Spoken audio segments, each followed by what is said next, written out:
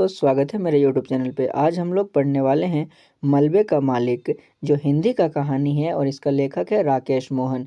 तो दोस्तों, अगर आप लोग 12वीं के छात्र हो या ग्रेजुएशन के छात्र हो तो ये वीडियो आप लोगों के लिए बहुत महत्वपूर्ण होने वाला है। तो आप लोग वीडियो में अंत तक बने रहें। और अगर आप लोग मेरे चैनल पर नए हो तो चैनल को सब्सक्राइब करें और बेल आइकन को भी प्रेस करें और मेरे वीडियो में बने रहें लास्ट तक। चलिए देखते हैं कहानी की पूरी सारांश को हम लोग विस्तार पूर्वक चर्चा करते हैं। चलिए दोस्तों, आगे बढ़ते हैं। एक कहानी भारत पाक विभाजन के विभाषिका पर आधारित है। तो दोस्तों, ये कहानी किस पे आधारित है? तो भारत पाकिस्तान के विभाजन पर, ठीक है। जिसमें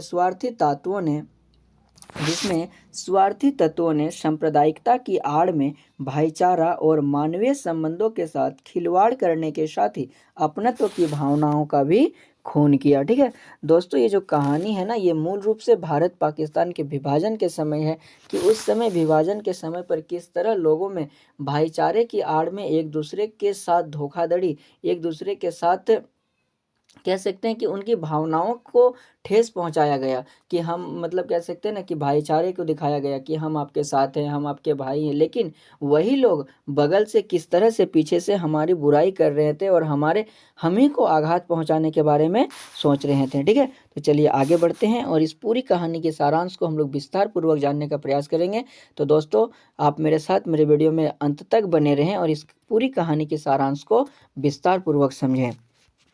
लाहौर से 7.5 साल बाद गनी मियाँ अपने पुराने शहर अमृतसर हॉकी खेल देखने के बहाने अपने पुराने परिवेश से स्थित घर बार देखने आते हैं, ठीक है। दोस्तों, ये जो गनी मियाँ है ना, ये इस कहानी का एक मुख्य पात्र है। ये आप लोग ध्यान में रखिएगा, ठीक है, कि जब भी हम लोग कोई भी कहानी को पढ़ते हैं ना दोस्तों, तो कहानी का जो पात्र होता है वो बहुत महत्वपूर्ण होता है, ठीक है।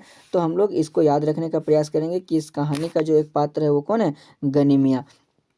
ये 7.5 साल बाद हॉकी का जो खेल होता है ना, हॉकी खेल देखने के बहाने अपने पुराने शहर में आते हैं, ठीक है। तो दोस्तों, मैंने पहले भी बताया कि ये जो गनी मियाँ हैं ये पहले भारत में रहते थे, लेकिन जब बंटवारा हुआ भारत और पाकिस्तान का तो गनी मियाँ कहाँ चले गए? पाकिस्तान, लाहौर शहर में, ठीक है।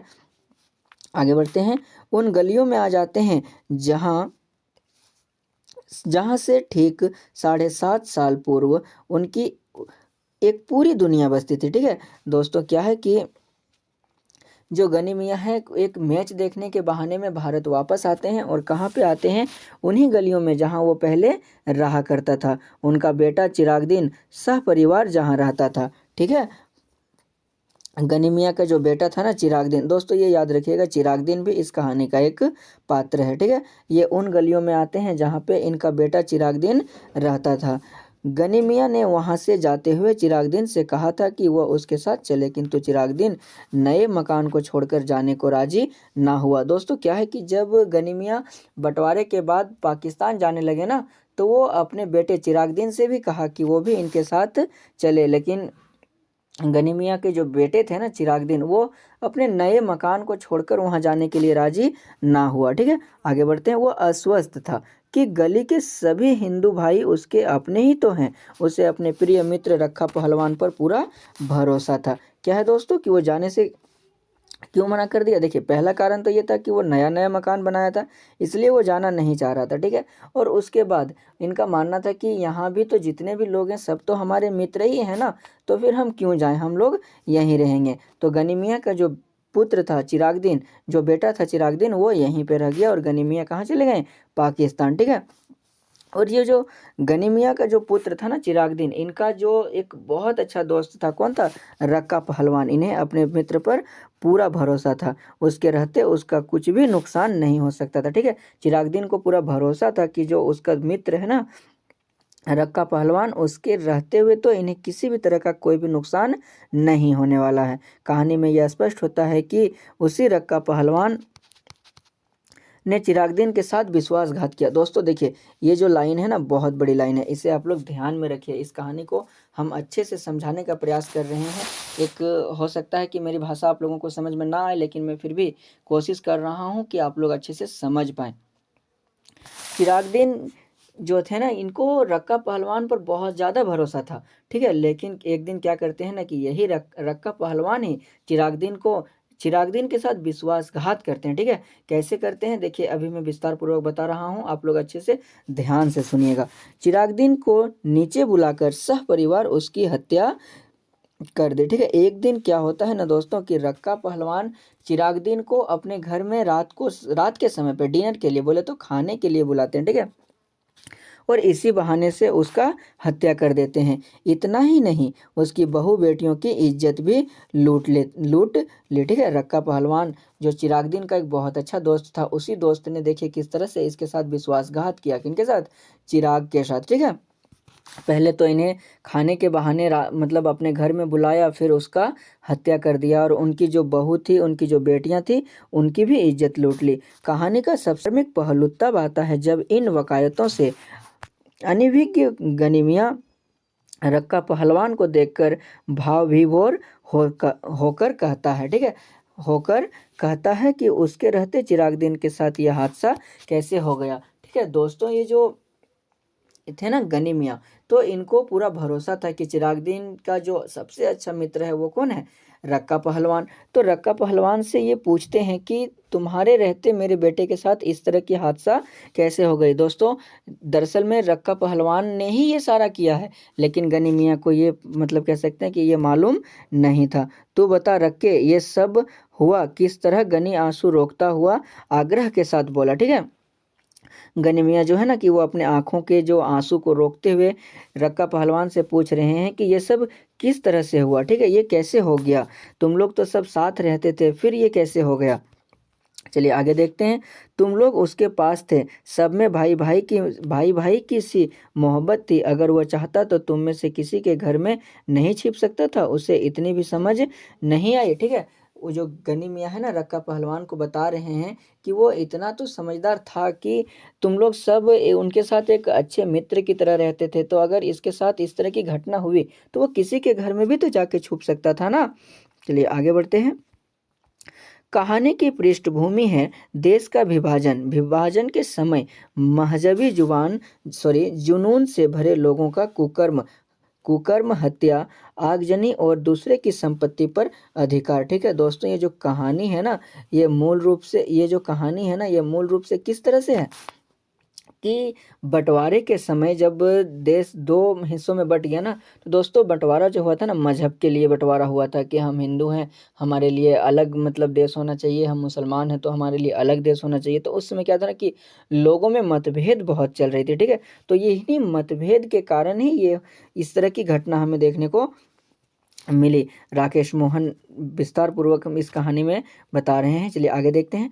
परिणाम स्वरूप मानव मूल्यों का ध्वस्त होना। लेखक बताना चाहते हैं कि देश के विभाजन के समय मानव मूल्य, आदर्श और परंपरागत गौरवशाली मान्यता को ध्वस्त हो गई। ठीक है, राकेश मोहन जी जो है ना, जो लेखक है राकेश मोहन जी, वो बता रहे हैं कि किस तरह जो बंटवारे के बाद लोगों में मतलब आक्रोश की भावना जगी और मजहब के लिए लड़ाई शुरू हो गई। ठीक है, और किस तरह से लोग एक दूसरे को मारकाट करने लगे, एक दूसरे की संपत्ति पर अधिकार करने लगे। ठीक है, आगे बढ़ते हैं। यह स्थिति विभाजन के बाद भी कहाँ बदली? दरअसल हमारे जीवन मूल्य, हमारी मानवता, सदृढ़ता और संवेदनाएं मलबे का ढेर बन चुकी है। ठीक है, और कहाँ क्या बोला जा रहा है दोस्तों कि बंटवारे के बाद भी हम लोग कहाँ सही से रह पाए, उसके बाद भी तो हम लोग एक दूसरे से लड़ते रहें, एक दूसरे की मजहब को लेकर लड़ते रहें, एक दूसरे के लिए हम लोग हमेशा से मतलब बुराई पे ही बने रहें।